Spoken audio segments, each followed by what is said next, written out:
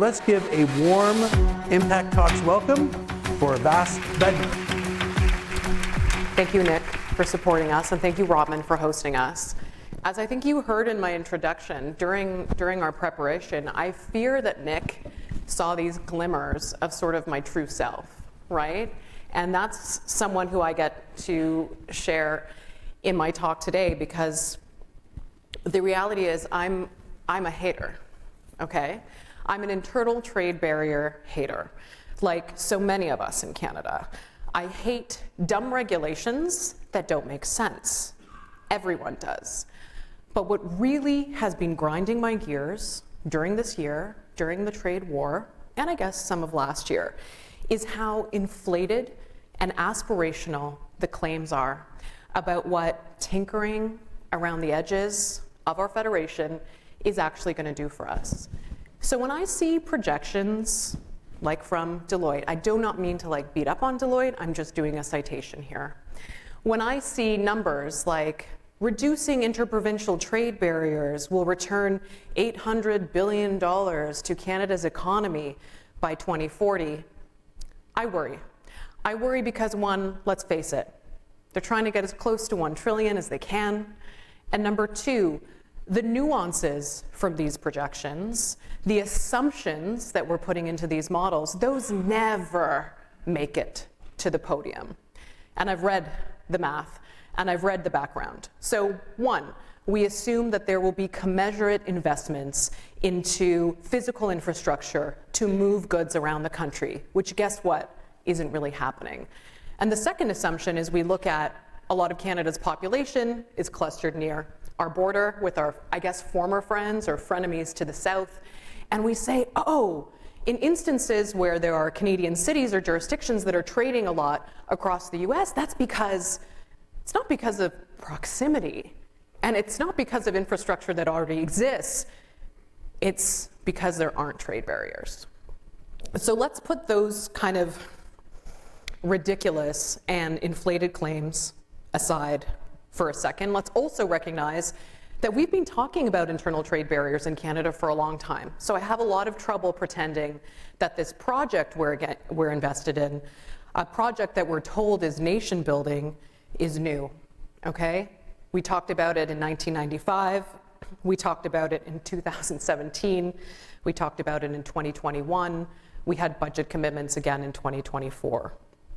So let me tell you what's actually driving me nuts and turning me into the hater that I claim to be, and what I actually think we need to worry about and focus on if we want an interoperable Canada, right? If we want a Canada that works better, if we want a Canada that's more effective in breaking open markets and operating within them. Actually, there was a third thing about the internal trade barrier stuff that really freaks me out, and like secretly it's what we all like, you know, to be able to speak to what's freaking you out, I think can be very cathartic. But I'll start with a number that should stop us in our tracks. In the first half of 2023, and the data is a little bit old now, so I apologize, but bear with me, it's the best data that's out there. Amazon took nearly 45 cents from every dollar that was earned by Canadian sellers, okay? It's close to 50 cents, but it's not quite. 45% from small businesses, in a country that last time I checked is 99.8% small and medium-sized enterprises. Now, if a government took that cut, if we saw that cut promised in Budget 2026, we would call it what it is. We would say that's a tax. If a province or territory unilaterally imposed it, we would call it a barrier to trade, something we're focusing on eliminating. And when a digital platform does it, well, we just call it the cost of doing business. And we tell companies pretty much nothing, that they should suck it up and just participate in this environment. These are the trade barriers that no one's really talking about because they aren't found at provincial borders or customs lines. And as a side note, conversations about creating one Canadian economy for Confederation 2.0, these get constitutional pretty quickly, right? Because what I think Canada's kind of dancing around and hoping to have a conversation about is, okay, is the federation actually working? Should businesses all be regulated federally and we sort of supervise and impose that provincially? But again, we're shying away from those real talks. We spend so much time in Canada, we waste time, we spill ink with these old school zombie ideas. I think maybe everyone's still using a textbook from 1994 about different regulations and mismatched standards and licensing inconsistencies. We're not doing the work that says, well, how did we get here in the first place, right? Why do these persist? Is it lobbying? You know, do we need to visualize them more? Do we need to inventory more often? Do we not have the legislative capacity to sort of keep up with how the economy has been evolving? No, we just say that they need to be eliminated. The nature of trade has changed far more quickly than not our policy imagination, but our policy environment has.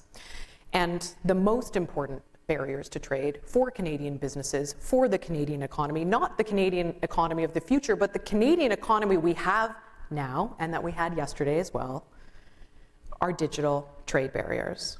They are not provincial.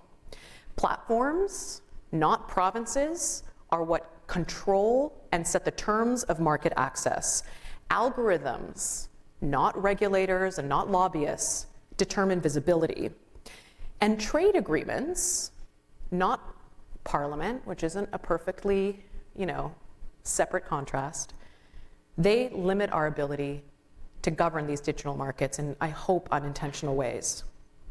We cannot build one Canadian economy unless we're ready to get real about these digital choke points head on. Now, I had the privilege and the pleasure of studying public policy here at the University of Toronto some years ago. Actually, one of my mentors, Lisa, is in the audience tonight. And what freaked me out about that time and sort of coming of age as a policymaker is that the Canada that my friends and I were experiencing on the daily was never reflected in the classroom, right? So 2008, 2009, if we can sort of go back to Fair Verona, where I'm gonna lay our scene, that was the year we all learned how to spell prorogation. I'm still working on it. We narrowly missed what happened in the US, and the platform economy started to grow. So it was also not everyone in the classroom had a laptop, if you remember that. But if you had a laptop in class, you were maybe on Facebook chat. We were taking an Uber for the first time, if we had a smartphone. We were renting someone's house or apartment instead of a hotel and sharing accommodations for the first time again. But we weren't talking about that because we were still in a period of permissionless innovation.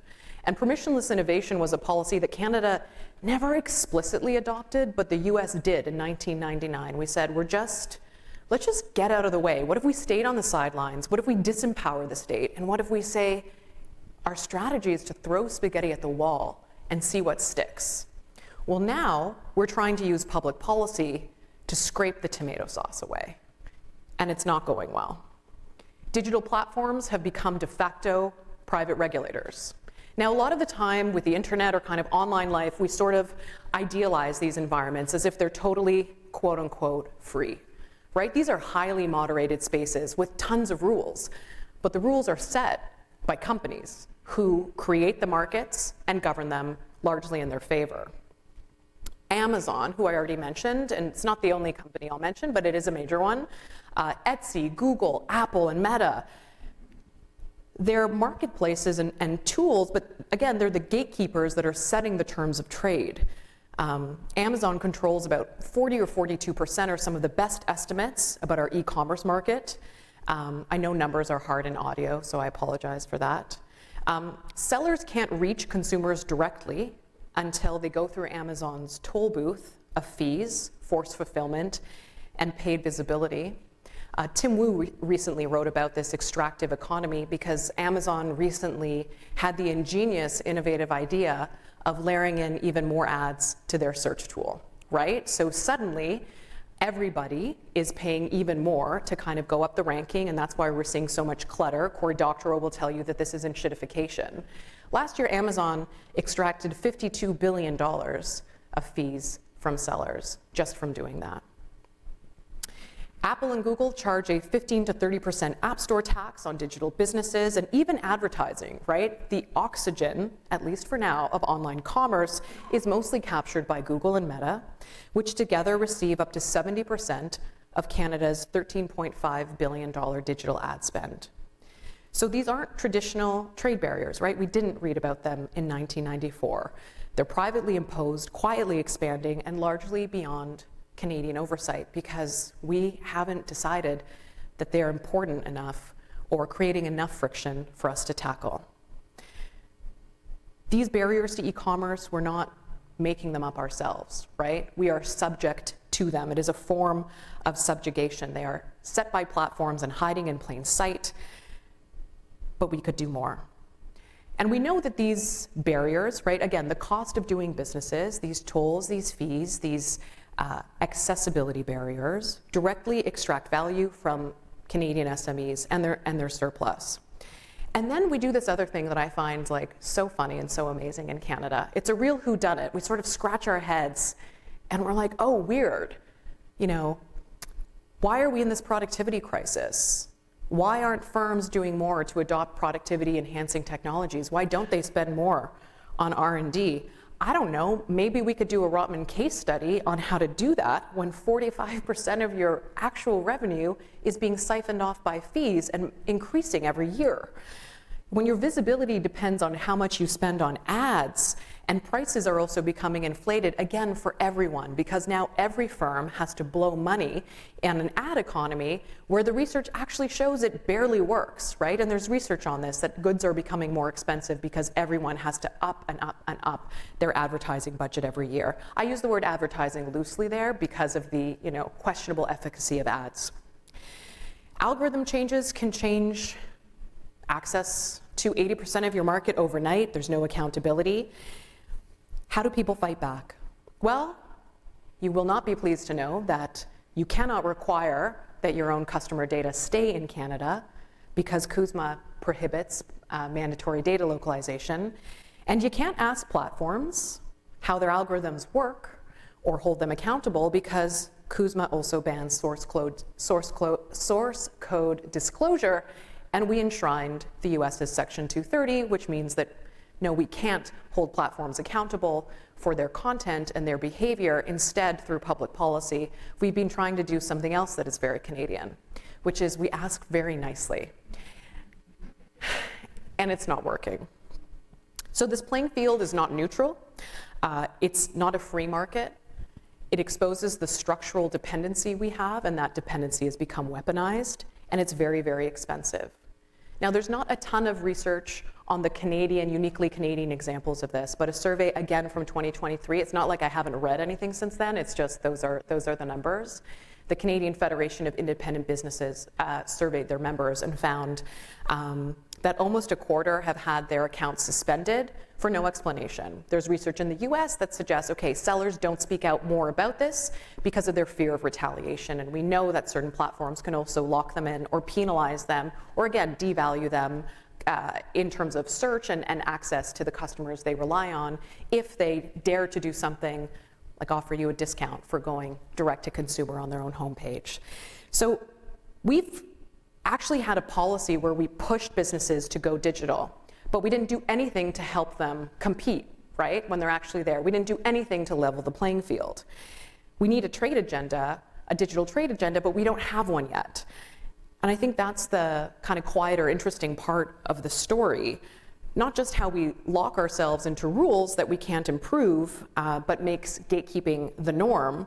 But those rules were actually sold to us as being pro-innovation. And I do want to give sort of 2013, 2014 credit, because around the time we were starting those CUSMA talks, I think the platform economy, of course, just wasn't what it is today. But they're constraining our ability to build sovereignty, to protect small and medium-sized enterprises, and to govern markets. Other jurisdictions are acting. Canada, Confederation 2.0, Canada loves a wait and see. Canada loves what are other people doing, how could we sort of amend or impose them. We do a lot of public policy design. A lot of our policy making is actually policy taking. The EU Digital Markets Act forces interoperability, alternative app stores and transparency. The UK and Australia have dedicated digital enforcement units that sort of elevate, again, that digital layer. They're not making it an afterthought, they're putting it at the forefront.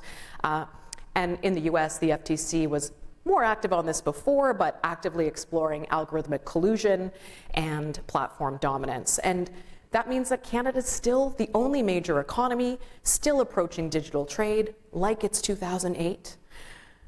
And if we don't modernize this trade and competition framework, if we still kind of work from that 1994 textbook, these choke points are going to become more permanent. And what better time, again, in this moment where we've sort of made the Trump administration, I've said frenemy earlier, I'll say enemy now, right? Are we really working against the Trump administration, or is the real threat to our sovereignty the Magnificent Seven? So there's perversely no better time for Canada to stand up to, again, the norms that are set by these largest companies, but replicated by all sorts of companies, Canadian ones included, right, who own and operate digital marketplaces and skew the terms of competition. I would be really happy if we could stop treating digital gatekeeping like it was just this unfortunate cost of doing business, if we didn't think companies just had to suck it up and that that was the privilege or the fee or the toll they should pay to access people online, and treat it for what it is, right? A digital trade barrier that Canada should address, something that's way more important and meaningful than standardizing the size of first aid kits or life jackets. Like, again, not to minimize that work, it's just never made sense to me how having a standard for the rim of a toilet seat on construction sites is going to revolutionize the economy. But I'm open to it being true. We've got the expertise, we've got the evidence. It's not that we need even political imagination, right? It's just an acknowledgement of reality. And we can lead, and we can admit that the real barriers aren't between the provinces, they're between businesses and platforms. And maybe some of you are thinking what I'm thinking now, which is Shopify showed us how to do this, right? Our most valuable company created a newer model of going direct to consumer. And shouldn't this distort or revolutionize the market? And in some ways it has. But those merchants, those sellers, still have to go through tolls and work through a broken ad tech economy and still work through the giants, again, to find people, right? I mean, unless, who knows, you're just kind of magically finding them totally by yourself. It's almost like we built stores, but we're still renting the roads from somewhere else. We can keep calling this the cost of doing business, or we can keep not acknowledging it, or we can really call it what it is. A barrier to trade, a drag on our productivity, and a sovereignty problem that actually Canada has the power to change. I think that's what we need to do if we'd like to be future ready. Thank you so much.